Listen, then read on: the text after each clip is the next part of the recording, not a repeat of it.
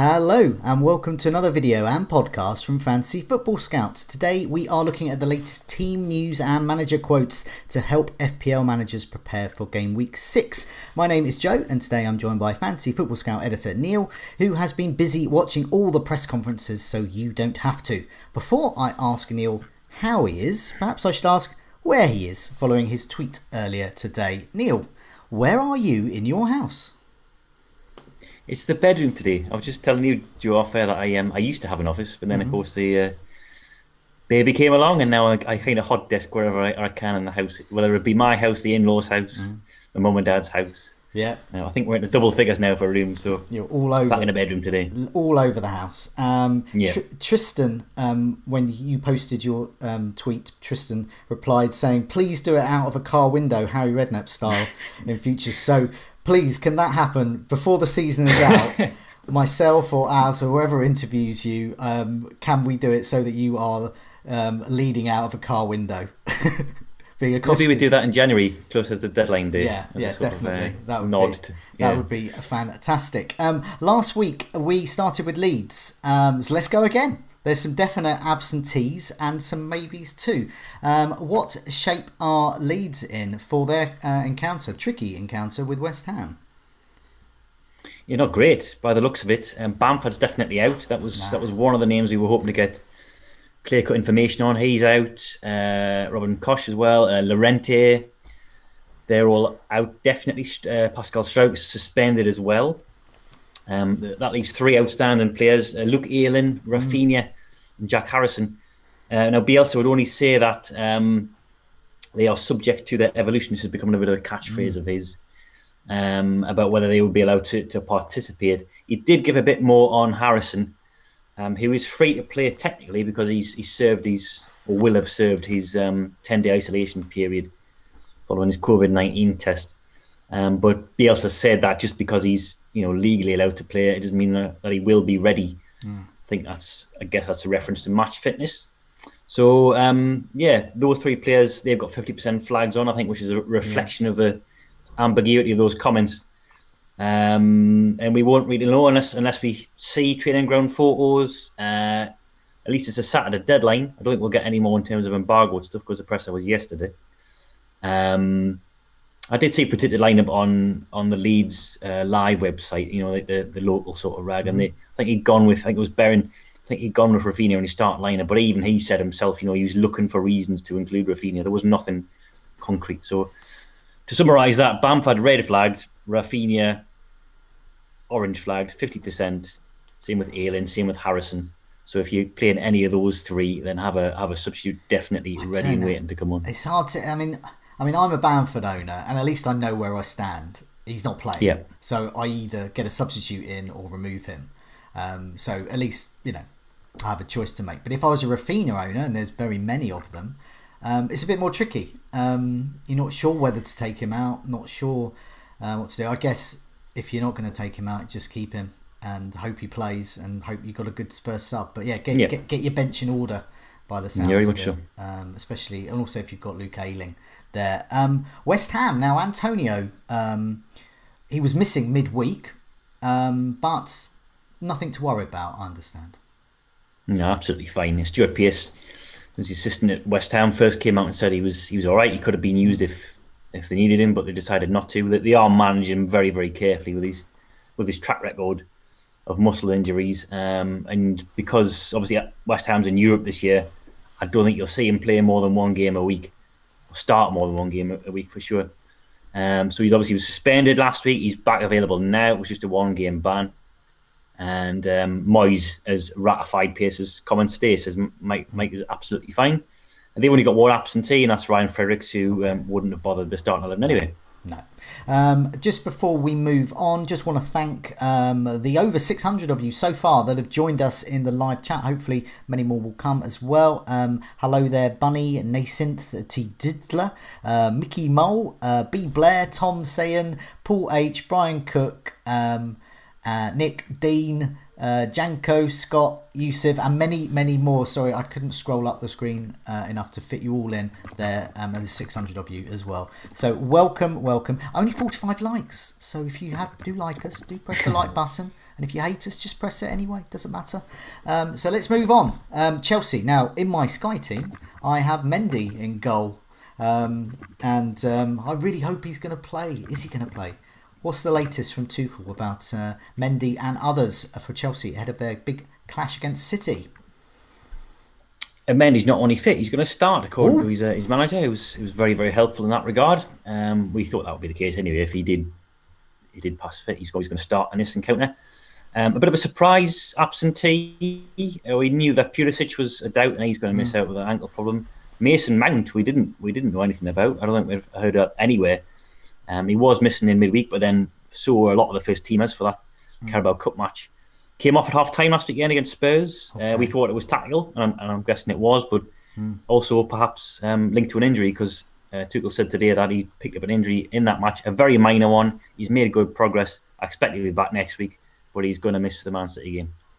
Okay, and City. Now, Pep, ray of sunshine every week. Highlight of my week to find out just how happy he is. So this is a big game for him. How happy is he going into this? Probably a sort of solid 6 out of 10 on the Pepometer. He's in sort of decent fettle. He talked about the Ryder Cup actually. How he's looking forward to that. Should be preparing for a Chelsea game. Yeah, wrong sport, mate. Yeah, he loves his golf, Pep. Yeah. So yeah, I mean, team news wise, it's a bit of a mixed bag, and you're talking about the uncertainty at Leeds is even more so, I think, with City, because there's 5 names who are flagged with injuries. All of them are 50%, and again, that's a reflection of Pep's comments today. He said that some of them would be in contention to play, the ones who return to training, but some not. So the names I'm talking about here are Rodri, Laporte, Stones, Zinchenko, and Gundogan. And now I think Rodri, Laporte, and Stones, they've been sighted back on the training pitches as of yesterday. So maybe those are the ones that Pep's saying have got a chance. Gundogan and Zinchenko, I don't think were spotted. Hopefully we'll see a bit more training ground imagery today. But yeah, he's saying that some of them will miss out. So again, if you've got any of those 5, especially Gundogan, given that he wasn't sighted yesterday, then again have a plain sub ready. Okay, yeah, definitely. I mean, I think I've gone 2 subs deep a couple of weeks now.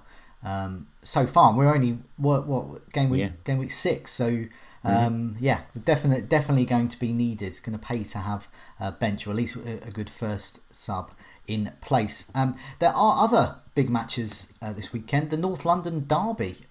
Usually it's Spurs going in better shape than Arsenal, but not so at the moment. But yeah, what shape are either Arsenal or Spurs for this? So I'll leave it to you to go whichever first. Well, Arsenal's the easy one. They're completely and utterly fit. They've even got Xhaka back from suspension and COVID. Arsenal Medical Bulletin, which is usually about 6 or 7 names long, completely empty today. Not one doubt for the weekend. That's obviously as of Friday. Spurs, not in terrible shape, but missing 2 names. One of them who probably might have been trouble in the starting 11, that was Bergwijn. He's definitely out. Same with Sessegnon, less so. Lucas Moura's back in contention. He's been back in training. So I think that just leaves the 2 I've just mentioned there as absentees, because we got a lot of the names back last weekend that we weren't sure about, like Son, Romero, Davinson, Dyer, people like that. So just Bergwijn really of the established first team names who's missing. The Spurs fixtures do get better after this match, so that I'll be keeping a keen eye on them. I'm not sure I'll get them into my squad, but I think it pays to keep an eye on the injury situation, also how they might line up. So just for the next few game weeks there. Liverpool have a potentially tricky match with Brentford. We were talking about this on the captaincy video with Tom earlier this week. And there is a little red dot on the little heat map for goals conceded. Yes. Brentford are very resilient, except for, by coincidence, the exact same area that Salah likes to shoot from. So this could be a big match for Salah. It could be a big match for the Brentford defence. What shape are in Liverpool in, and will they be with Alexander-Arnold? They will be with Alexander-Arnold. He's good. fit. We had a bonus update from Klopp yesterday. He wasn't due to face the media till today, and we've heard that again. But yesterday he was talking to the in-house media, Liverpool website, and he confirms that Alexander-Arnold's fit after illness. Milner should be likewise. I think he's had illness as well. Firmino, he's the other big bit of news. He's in contention. He's been back in training, but used it as a joker. I wasn't aware of that term when Klopp said it. I'm assuming that means the guy playing Piggy in the middle and trying to pass it past him. Yeah. I might stand corrected on that, but he's going to be back for Porto definitely next week. And for Brentford, they will have to see, and they're going to make a late call. And now, those comments from Klopp makes me think he's going to be held back for that Champions League match. Maybe bench duty this weekend at Brentford. So if you've got a Jota, yes, there's the possibility of Origi or Minamino coming in, but both of those players featured in the Carabao Cup in midweek. So you would think Jota has a stay of execution for now before Firmino really gets back to fitness. And I would think Firmino starts in that City match if he's anywhere near full match sharpness, because he has traditionally gone with Firmino and the big six ties for those that off the ball work rate, really. Yeah, I'm a Jota owner. I'm very hopeful that he'll start this weekend. And I was thinking of, if I've got space to move him on anyway for that City game. So it could be fortuitous for us with Firmino returning, ready to take Jota's place. Brentford, any news from there? No, Thomas Frank says they haven't got any fresh concerns. So I assume that means Rico Henry's fine. He was substituted last weekend, but I think Frank was saying it was as much to do with his yellow card as it was a minor ankle knock. And he cleared Janssen after the match. Janssen came off as well, but he said he's absolutely fine. So I think they're all good, just the long-term ones. And Baptiste served his suspension in midweek as well, so he's available. Newcastle take on Watford. Could be good news for those with Watford's attackers for your side, Newcastle, because there's quite a bit of injury news, I understand, from Newcastle today. Yeah, oh dear. We've got 2 new ones added to the list. Key ones as well. So Willock, to be fair, hasn't quite captured his levels of last season. And Lascelles, again, I guess you could say isn't the player he was, but obviously 2 first teamers there. They're both absent. They both missed this weekend. Willock touch and go for next week. Lascelles probably out until after October international break. Woodman still out. Dummett, Wilson, Shelvey as well. Dubravka's back in training, but still a couple of weeks away. So, 2 changes. Obviously, it'll be, maybe Ryan Fraser coming in for Willock, and then one of Fernandes or Shaw coming in for Lascelles. I don't think that weakens us too much. I think we're just a weak team.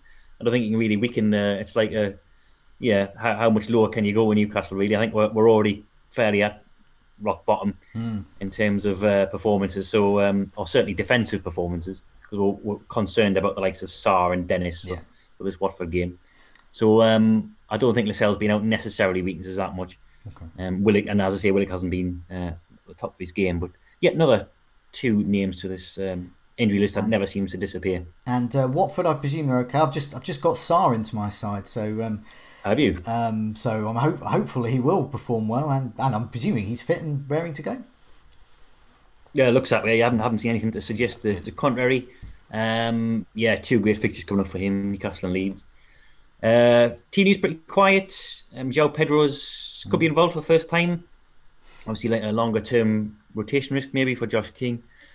Kiko Firmino should be fine. He's had a muscle problem last weekend, came off against Norwich, but he should be all right. And Daniel Batman, I guess that's quite a key one. Okay. There's a bit of confusion about this because the Athletic reported he was going to miss last weekend with a knee problem. He was subsequently named on the bench. And then Cisco Munoz said that it wasn't injury related, the benching. And he didn't feature in midweek, and he's got a knee injury now confirmed by the club. So didn't say whether he was going to be ruled out or not, but I think by the looks of it, it's Foster's shirt to lose as it stands. So a playing $4 million goalkeeper. I winced then because I've wildcarded recently, and Foster was flagged when I wildcarded.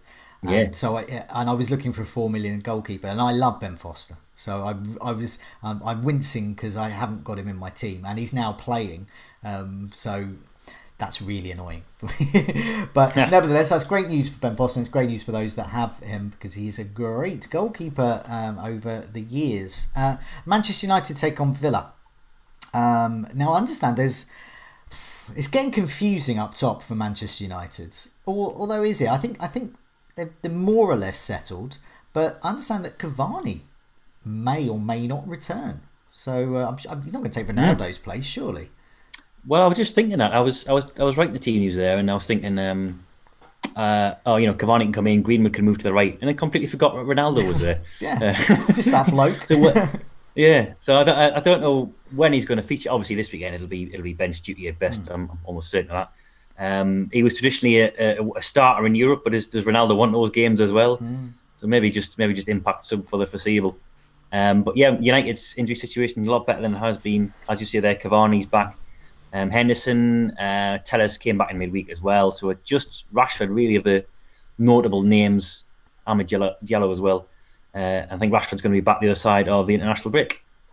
Okay, so what do we think the front three will be? I say that as a Greenwood owner.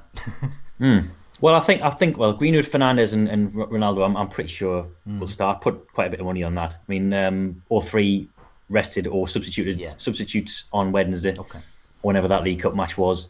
I guess the one spot for grabs is sort of the left wing, and that's whether or not Pogba features there or whether he's further back.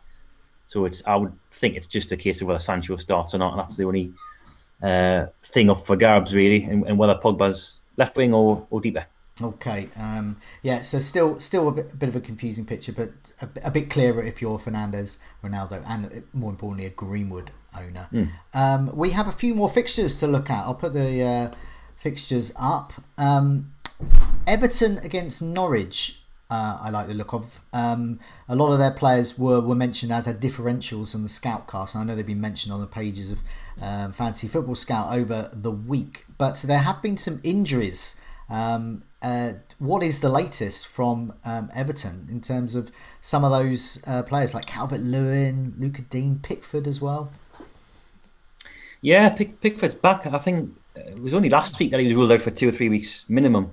But he's been back in training, and Luca Dean has been training as well. He came off whenever Everton played Tuesday, Wednesday, with I think a minor calf problem. But annoyingly, the audio on Benitez's presser cut out right at the beginning when they were dealing with the team news. So I'm just going off what Everton's put on the website, and they're saying that Dean and Pickford are fine. It's like an Agatha Christie mystery, and the murderer is it cuts out because club websites and admin have been wrong before when they said someone's fine to play. They've extrapolated a quote and then declared them available. I think they're all right, Dean and Pickford, but still got plenty out. So we've got Calvert-Lewin, of course, he's out. Coleman, Richarlison, Delph, Gabamin, Andre Gomez as well, and he's a fresh one from the AFL Cup. He's got a calf problem. James has left, of course, now, so they're still 6 or 7 down, I think, in terms of injuries, but 2 back, 2 flags removed today. Okay, and Norwich, are they able to cope with Everton's mixed fortunes on the treatment table? Yeah, they can sort of go along with it and try and match them. Yeah, so Zimmerman's still out, Flashett is still out as well. Cantwell's got personal reasons for being out. He's not going to be available. There's a question mark over Rashica as well. Josh Sargent, I think, has been individual training, so they're going to assess him. So they've got a few concerns as well. I think that's it. Yeah, I think that's it for Norwich. Okay, Palace against Brighton. Brighton's injury situation seems to be is a never-ending tale. But I saw that Tariq Lamptey appeared in the cup midweek, so that's good news. But yeah, how are the rest of Brighton? Yeah, what's he? Is he down about 4.4 now? He's an attractive price when he. If he gets back to full fitness. Remove the decimal point, and you've got the number of minutes he'll play. 44. Exactly. Yeah, therein lies the problem with Lamptey. He got 45 minutes under his belt. Sort of shared a run out with Pascal Gross as well, who's also back. He's been out with COVID. Lamptey, of course, has been out for a long, long time. I would doubt whether he starts off about 45 minutes in midweek. Potter didn't rule it out completely. He said, they're going to assess him, but he did reiterate that they would need to be careful with him, and when people say that, you assume that means easing him in gradually. So they've got Webster still out. I think he's only on red flags in terms of injuries. He's going to be back after the international break. Mwepu is probably doubtful, according to Potter. McAllister and Basuma less so. They are flagged, but Potter's hopeful of having both of those available. The fact that they're playing Monday night as well, that should hopefully help with recoveries. McAllister got an knee in the back, but should be fine. Basuma complained of knee problem last weekend, played on for a good chunk of the game, and then came off with about 10 minutes to go. Sat out midweek, but again, Potter was saying he was hopeful that he would train on Saturday and then be in line to face Palace, because obviously he's, as you know yourself, Joe, he's absolutely key to what Brighton do. Probably one of the few positions where they haven't got a like for like. They can centre halves can slip in seamlessly into that system. Same with wing backs. March can come in, and Moore there as well. But no one can play that Basuma role as well as he can. So, but we see. Yeah, especially with Palace, Zaha is the tinker. He'll probably score. He always does. Gallagher's a very popular player at the moment for Palace as well. He should be fine. And what about some of their, I suppose more exciting wingers and midfielders they've been getting in recently? Yeah, injury-wise, it's looking good. I think just the long-term ones, Eze and Ferguson. Schlupp's back for this one as well. We've seen there's a sort of trio: Elise, Will Hughes, of course, who signed in the I think it was deadline day. Yeah. Edouard as well, being reduced to substitute roles so far this season, because Palace are in such a good were in such a good run. Even against Liverpool, they still performed pretty well. 3 goals from set players, really it was. So. Did all right at Anfield. Vieira's named an unchanged team for 3 games in a row, so been happy with what he's seen. And the likes of, like say, Elise and Hughes, I would suspect will be impact subs. Edouard's, of course, the one who's got probably the better chance of coming in. Vieira continues to defend Benteke, seeing how much he brings off the ball, which is true, of course. But and said today that Edouard still needs a bit of time to adapt. So certainly not a guarantee that. He plays against Brighton from the start, but I think we saw at Liverpool that they looked more of an attack threat when he came on, and it's just a matter of time before he replaces Benteke. Meanwhile, sticking at the south coast, Southampton take on Wolves. A few injuries, I believe, picked up midweek for Wolves, or one in particular. Southampton, they've had some long-term absentees, so I don't know if any of those are back. So how are these two sides? Yeah, well, this is quite a significant one if you're a Marcel owner, because he had such a stinker last weekend. I'm, of course, a fresh owner of his, and I'm regretting it immediately.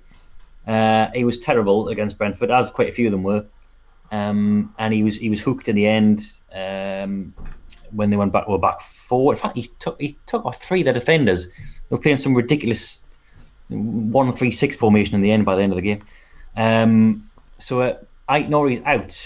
He's got a concussion, so he's definitely going to miss the Southampton game, which you would think means that Marcel's free to play Southampton this weekend. Imagine who else would replace him? Well, I mean, Saiss. If they went to a back 4, Saiss has played at left back before, but he's not a natural there. Saiss even played at wing back once, I think. I remember right last season. I think either Semedo or whoever have played once on the left, but these are very much square pegs and round holes, I think, in terms of wing back. So you think he's going to be all right. Mosquera's the other one who's out. He's going to be out for a couple of months. He's again backup defender, so nothing to worry about. Other than that, I think the first teamers are all fine. Okay, and Southampton as well. Yes. I'm very tempted to get Armstrong in for, but of course the fit Armstrong, because there's still an unfit Armstrong there. So yeah, what's the picture at Southampton?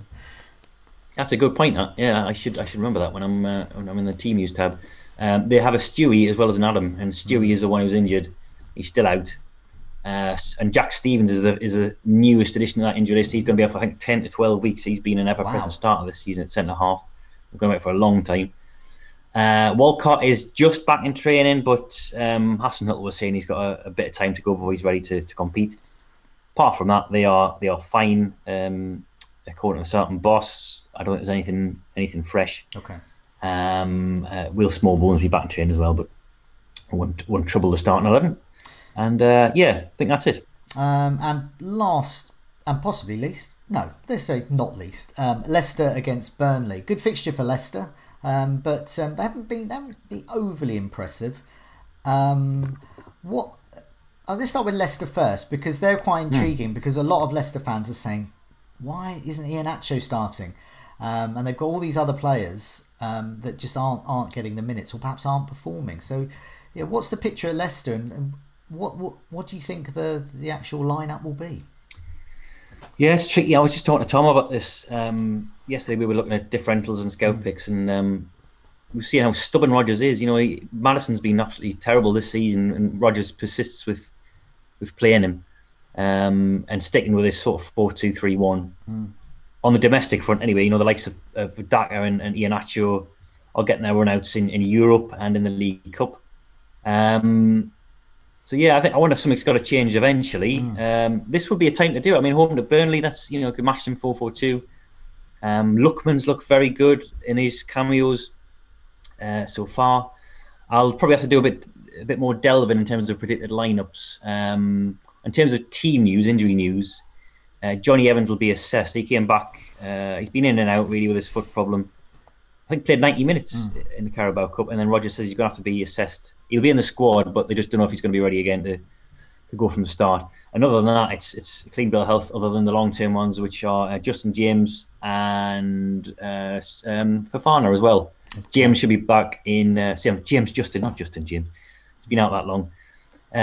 James Justin should be back in 4 to 5 weeks. So and what about Woodsy, Vidrisi, Hennessy, all the other guys at Burnley? We got a Big Wayne yesterday. That was a nice deviation from the standard format. Nick. Big Wayne, yeah, we got from the bite. They're all quite big at Burnley. I guess because he's already got a Y in his name, hasn't he? He's already got a Y in the end of his name, so he had to go with something different. They're all massive, though. How does he differentiate that big guy in Burnley? Yeah, that's a good point. Yeah, that's a very good point. So Big Wayne is one of the doubts. He turned an ankle in midweek, but it's settling down now. A lot of the names, such as Hennessy, are backup players. So Long, Robertson, Stevens, they are still a little bit far from a playing return. Brownhill is the main one, I guess, because he's a lot of people's bench fodder option. It might be needed recovering to face Leicester. He had a dead leg last week, but it doesn't seem serious. And as I say, he's already back in training, so should be all right. Okay, so I think that's it. That wraps us up. I think we've covered all the teams. Hopefully, we've covered all the key players that people are considering getting in or removing. And I've got some thinking to do around Bamford and possibly taking a hit, but possibly not. But in the meantime, Neale, thanks so much for joining me. Thanks everyone else for joining us. 1,200 of you so far in the live chat. Thank you very much. Thank you for all those likes as well. But Neale, until next time, thanks a lot. Thank you. Goodbye.